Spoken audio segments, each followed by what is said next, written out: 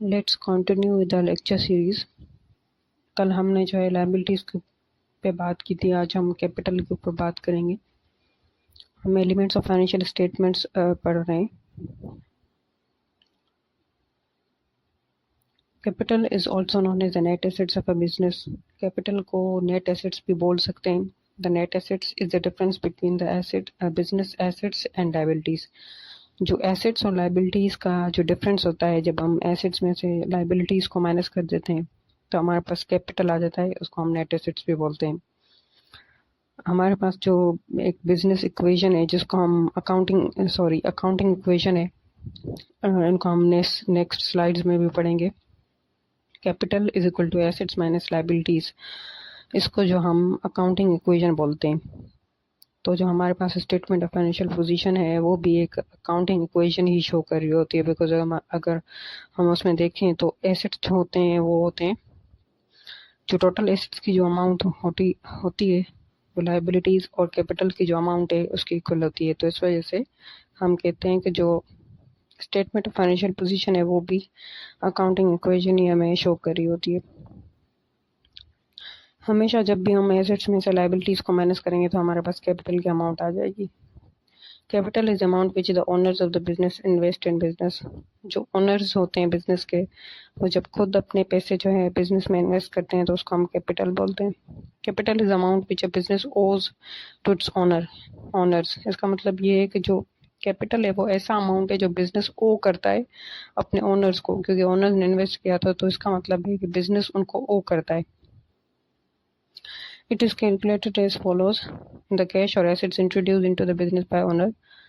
हम अगर फॉर्मूला की बात करें कैपिटल के तो कैसे कैलकुलेट किया जाता है। जो कैश या जो एसेट ओनर जो है इंट्रोड्यूस करता है बिजनेस में, उसमें हम प्रॉफिट्स को ऐड कर देते हैं। जो profits generated in previous year is shown in the statement of profit और लॉस।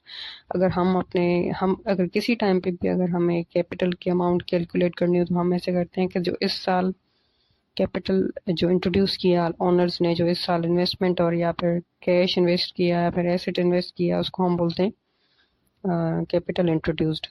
इस साल जो ओनर्स ने कैपिटल इंट्रोड्यूस किया है उसमें अगर हम प्रॉफिट को ऐड कर दें, जो प्रीवियस ईयर का प्रॉफिट है जो स्टेटमेंट ऑफ प्रॉफिट और लॉस में शो हो रहा है, उसको अगर हम ऐड करें और उसमें से वो अमाउंट लेस कर दें जो ओनर्स ने जो है विदड्रॉ कर लिए हैं। जो अमाउंट ओनर जो है विदड्रॉ करता है इसको हम बोलते हैं ड्राइंग्स। जब ओनर को कैश की ज़रूरत होती है या फिर उसको कोई पर्सनल अपनी चीज़ें खरीदनी होती हैं तो वो क्या करता है कि बिजनेस जो उसने इन्वेस्ट किया था अमाउंट बिजनेस में, उसको विदड्रॉ कर लेता है, उसको हम बोलते हैं ड्राइंग्स।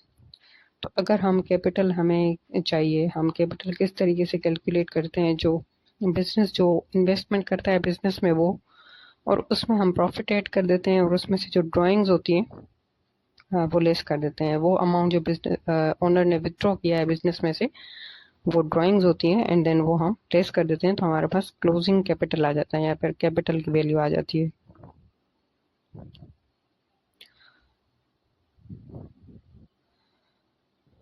कैपिटल के अलावा और कौन सी फॉर्म्स ऑफ फाइनेंस होती हैं, मतलब कि बिजनेस किस किस तरीके से जो है फंडिंग जनरेट कर सकता है। फाइनेंस की बिजनेस की ज़रूरत होती है अपने ऑपरेशंस को कंटिन्यू करने के लिए, अपने ऑपरेशंस को रन करने के लिए पैसे की ज़रूरत होती है। तो पैसा कहाँ से आता है बिजनेस के पास, तो उस बारे में हम बात करेंगे कि बिजनेस के पास कौन कौन सी टाइप्स या कौन कौन सी फॉर्म्स ऑफ फाइनेंस अवेलेबल होती है। When a business is established, it need funding to operate। जब बिजनेस एक शुरू में बनता है, जब वो इस्टेब्लिश होता है तो उसको फंडिंग की ज़रूरत होती है, उसको कैश की ज़रूरत होती है। Initial investment which is invested by the owner और a sole trader is called capital. जो ओनर होता है बिजनेस का, वो इनिशियल इन्वेस्टमेंट करता है बिजनेस में, मतलब कि जो उसके अपने पैसे होते हैं वो इन्वेस्ट करता है बिजनेस में, तो उसको हम बोलते हैं कैपिटल। सोल ट्रेडर हम बोलें या फिर हम जो है ओनर बोलें, बिकॉज सोल ट्रेडर वो इंसान होता है जो कि एक अकेला इंसान बिजनेस चला रहा होता है, इसको हम सोल ट्रेडर बोलते हैं। उसमें किसी और की पार्टनरशिप नहीं होती, वो एक अकेला बंदा इन्वेस्ट करता है एंड देन बिजनेस को रन करता है, उसको हम सोल ट्रेडर बोलते हैं। जो इनिशियली जो ओनर या फिर जो सोल ट्रेडर है वो जो इन्वेस्टमेंट करेगा बिजनेस में, तो उसको हम बोलते हैं कैपिटल। जब बिजनेस ग्रो करेगा, इनिशियली तो ओनर ने जो है इन्वेस्टमेंट कर दी। जब बिजनेस ग्रो करेगा तो उसको मजीद फंडिंग की ज़रूरत होगी, क्योंकि इन्वेस्टमेंट एक दफ़ा नहीं होती, बार बार इन्वेस्टमेंट होती है, क्योंकि बार बार बिजनेस को जो है कैश की ज़रूरत होती है। As business grows, it will need further funding to financial support. जब वो ग्रो करेगा बिजनेस तो उसको जो है फंडिंग की फिर से ज़रूरत पड़ेगी, और उसको फाइनेंशियल सपोर्ट की ज़रूरत होगी। तो अब बिजनेस के पास क्या ऑप्शन है? This can be funded again with additional investment from its owner. अगर ओनर चाहे तो अपने पैसे दोबारा से इन्वेस्ट कर सकता है, मतलब कि वो दोबारा से बिजनेस में अगर इन्वेस्टमेंट करना चाहे तो एडिशनल फंड्स जो है इंट्रोड्यूस कर सकता है, बिजनेस में इन्वेस्ट कर सकता है। ये एक ऑप्शन है उसके पास। उसको हम फिर से कैपिटल ही बोलेंगे, बिकॉज ये इन्वेस्टमेंट जो है ये ओनर ने खुद की है। और उसके पास और क्या ऑप्शन है? वो बोरोइंग्स का ऑप्शन है, मतलब कि वो किसी और एक्सटर्नल पार्टी के पास जा सकता है, जैसे कि अपनी फैमिली या फ्रेंड्स में से किसी से बोरो कर सकता है। उसको हम लोन ही बोलेंगे, जाहिर सी बात है, क्योंकि उसको जो है रीपेमेंट करनी पड़ेगी उस बंदे को, उस लेंडर को जो हमें लोन दे रहा है। या फिर हम बैंक के पास जा सकते हैं लोन लेने। तो ये सारे ऑप्शंस हैं बिजनेस के पास जब उसको कैश की ज़रूरत होगी। इनिशियली तो ओनर ने इन्वेस्ट कर दिया, एंड देन बाद में जब बिजनेस को फाइनेंस की ज़रूरत होगी तो इस तरीके से जनरेट की जा सकती है। कैपिटल फ्रॉम ओनर्स की बात करें, capital is any amount invested by the owner of the business plus the profits which the business generates and less any amounts which owner has withdrawn from the business in the form of drawings।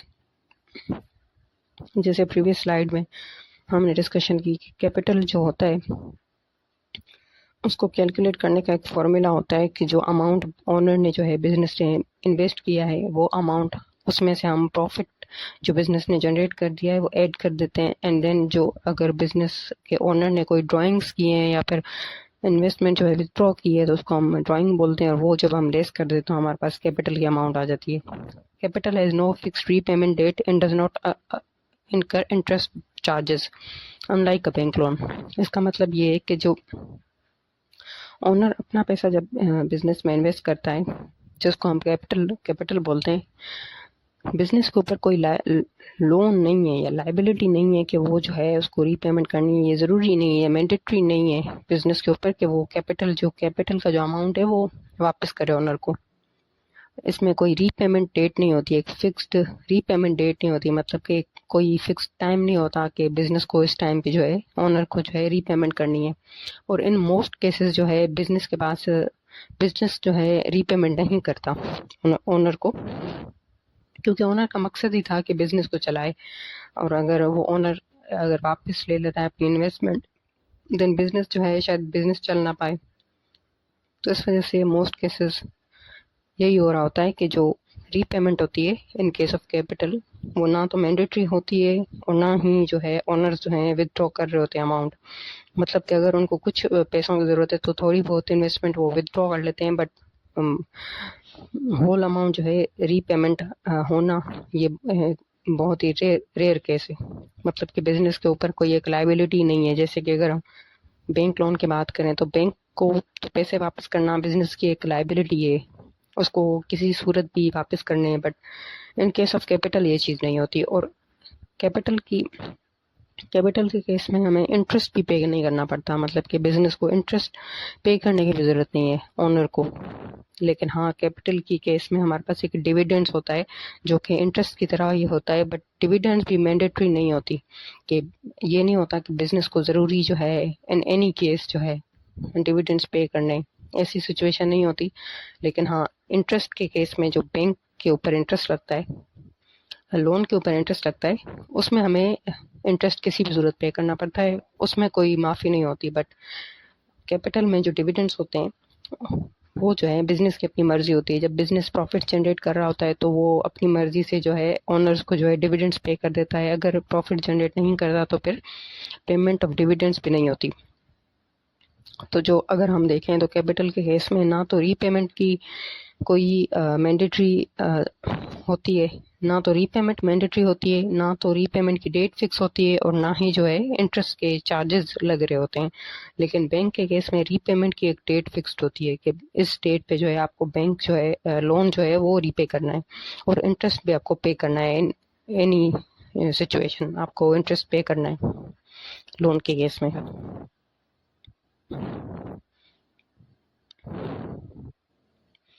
Bank overdraft की बात करें तो banks offer a business and overdraft facility with a fixed limit which is usually reviewed annually. A bank overdraft carries a higher interest rate than a normal bank loan, therefore it is an expensive source of finance for the business. Bank overdraft एक ऐसी facility होती है कि जो bank जो है businesses को provide कर रही होती है। उसमें क्या होता है कि बिजनेस जो है एक बैंक के पास जाता है और बैंक को बोलता है कि आप हमारी तरफ से जो है कुछ एक्सपेंडिचर्स की पेमेंट कर दो, किसी सप्लायर को पेमेंट कर दो, या फिर हमारी तरफ से जो है आप इलेक्ट्रिसिटी का बिल पे करो एंड देन हम आपको जो है इन फ्यूचर जो है पेमेंट करेंगे। तो बैंक जो है बिजनेस की तरफ से पेमेंट कर देता है एंड देन बिजनेस जो है बाद में जो है बैंक को रीपेमेंट करता है। इसको हम ओवरड्राफ्ट की फैसिलिटी बोलते हैं। ये ओवरड्राफ्ट की फैसिलिटी जो है इसमें जो बैंक हमसे इंटरेस्ट ले रहा होता है जो वो एक कंपेरेटिवली एक नॉर्मल बैंक लोन से ज़्यादा होता है, इसलिए क्योंकि जो है एक बैंक ओवरड्राफ्ट की फैसिलिटी जो है वो एक नॉर्मल लोन की तरह नहीं होती। जैसे एक लॉन्ग टर्म लोन होता है कि जो उसमें आपको नॉर्मल जो लोन होता है उसमें आपको 2 या 3 साल की रीपेमेंट टर्म्स होती हैं एंड देन वो एक जो है लंबा अरसा होता है लोन का। लेकिन बैंक ओवरड्राफ्ट का जो लोन होता है वो 2 या 3 महीने का है, 4 महीने का। वो बिजनेस जब बैंक जब भी रीपेमेंट डिमांड करता है तो बिजनेस को रीपेमेंट करनी पड़ती है उस ओवरड्राफ्ट की। तो इस वजह से उसमें जो रिस्क का एलिमेंट होता है वो ज़्यादा होता है बैंक ओवरड्राफ्ट के केस में। इस वजह से उसका इंटरेस्ट भी जो होता है वो ज़्यादा होता है, इंटरेस्ट चार्ज। अगर कंपेयर करें हम उसको एक बैंक नॉर्मल बैंक लोन से, तो एक नॉर्मल बैंक लोन का जो इंटरेस्ट होता है वो कंपेरेटिवली ओवरड्राफ्ट के कम होता है। अब इसलिए हम उसको एक एक्सपेंसिव सोर्स ऑफ फाइनेंस बोलते हैं। बिजनेस के लिए वो एक्सपेंसिव सोर्स ऑफ फाइनेंस है। A bank overdraft classified as a liability in the financial position of a company. Bank overdraft भी एक लोन की तरह एक लाइबिलिटी ही होती है बिजनेस के लिए। तो स्टेटमेंट ऑफ फाइनेंशियल पोजीशन में एज अ लाइबिलिटी शो हो रही होती है या रिपोर्ट की जाती है। Bank loans Bank issues loans to businesses with a fixed repayment date and a fixed interest rate, which is usually lower than the bank overdraft interest rate. जो loan जो बिजनेस ले रहा होता है बैंक से, उसके केस में क्या होता है कि एक रीपेमेंट की डेट फिक्स होती है। जैसे कि हमने कैपिटल की सिचुएशन में बात की कि कैपिटल के केस में जो है कोई रीपेमेंट डेट नहीं होती fixed, but in case of loans एक रीपेमेंट डेट भी फिक्स होती है। और क्या होता है कि जो उसका इंटरेस्ट जो रेट होता है बैंक लोन का वो कंपेरेटिवली बैंक ओवरड्राफ्ट से जो है कम होता है। Bank issues bank loan after analyzing the financial position and credibility of the business, and if they are satisfied that the business will be able to pay the interest and repay loan principal amount when repayment date arrives, the bank issue loan to a business. अब होता क्या है कि जब business को funding की ज़रूरत होती है तो बैंक के पास जाता है लोन लेने। बैंक जो है वो ऐसे ही लोन नहीं दे देता, वो पहले जो है बिजनेस की फाइनेंशियल पोजीशन को चेक करता है, उसकी स्टेटमेंट ऑफ फाइनेंशियल पोजीशन और स्टेटमेंट ऑफ प्रॉफिट और लॉस को चेक करता है। वो देखता है कि क्या ये बिजनेस इस काबिल है कि जो ये इंटरेस्ट की पेमेंट से वो पे कर सके। वो प्रॉफिटेबिलिटी से पता चलेंगी, जो प्रॉफिट और लॉस है वहाँ से उनको अंदाज़ा होगा कि ये बिजनेस जो है इंटरेस्ट चार्जेस जो है इंटरेस्ट की कॉस्ट जो है वो पे कर पाएगा। और स्टेटमेंट ऑफ फाइनेंशियल पोजीशन में जो एसेट्स हैं उनकी पोजीशन और लायबिलिटी की पोजीशन चेक करेगा कि कहीं ये बिजनेस जो है पहले से ही इसने किसी और बैंक से लोन तो नहीं लिया हुआ, क्योंकि अगर ऐसी सिचुएशन है तो उसमें क्या होगा कि हो सकता है कि हम जो दूसरी बैंक से हमने लोन लिया है उनको रीपेमेंट कर दें, हमारे पास पैसे ही ना बचे इस बैंक को जो है रीपे करने के लिए। तो बैंक ये प्रेफर करता है कि आपकी जो स्टेटमेंट ऑफ फाइनेंशियल पोजीशन है उसमें जो लायबिलिटीज़ हैं वो कम शो हो और एसेट्स जो हैं वो ज़्यादा शो हों, क्योंकि एसेट्स जो हैं एज अ सिक्योरिटी भी बैंक जो है अपने पास रखता है।